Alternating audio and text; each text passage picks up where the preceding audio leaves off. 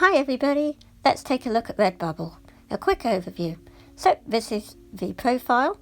You click add new work when you want to add new work. This is the page that you'll see when you click upload new design. Let's take a look.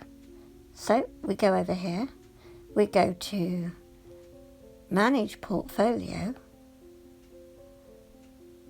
This gives you an idea of what you see in Manage Portfolio, and I'm going to click on the I Love Apples I because there's a mistake. There shouldn't be the extra I. So let's take a look at that and we will edit the listing.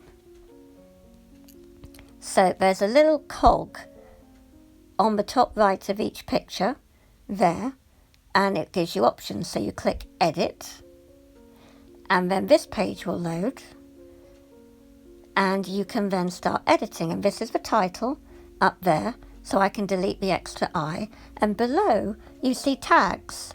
And what you have to do is type the word and do a comma and then a space after each word that you put in. I always recommend, if you have a trade name like I do, ArtistRebeccaLS, you put it as one of your tags because people search using your trade name. Well, they do for me quite often. So it's always handy to put that in your tag.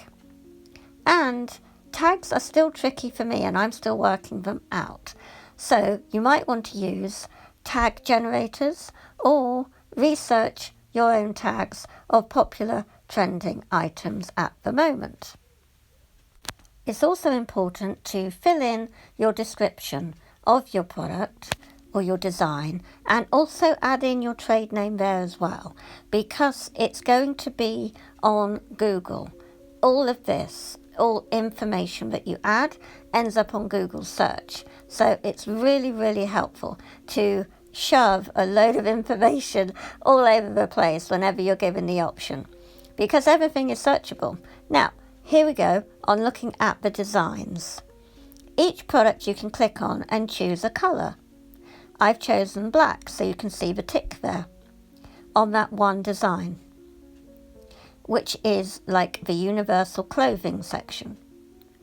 You can choose, within that, you've got a list, drop-down list.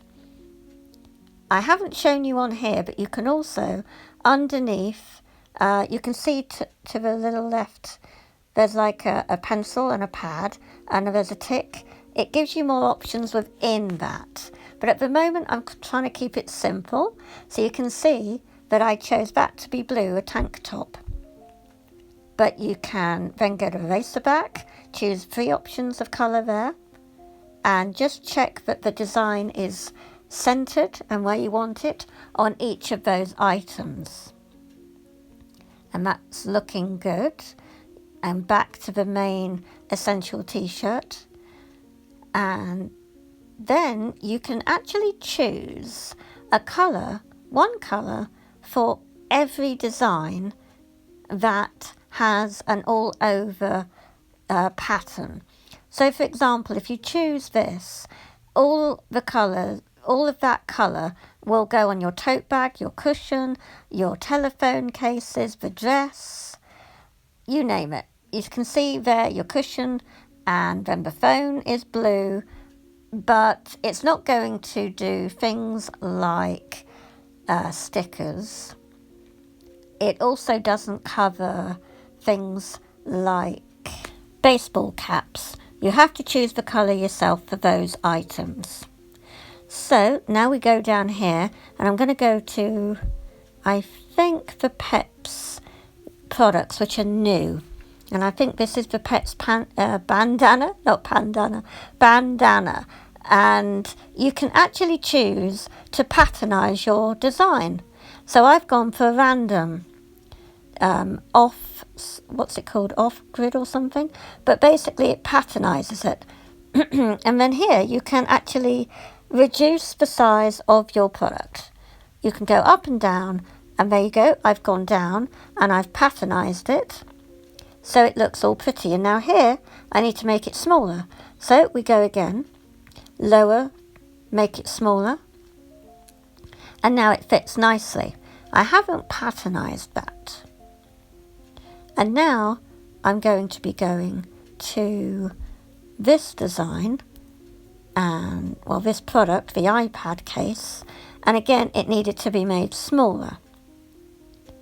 And again, the notebooks. Now what I like about the hardback notebook, the non-spiral one, you can actually choose to have your design on the front and the back of the cover, just by choosing that at the bottom there, that option. You see, you've got it on both sides.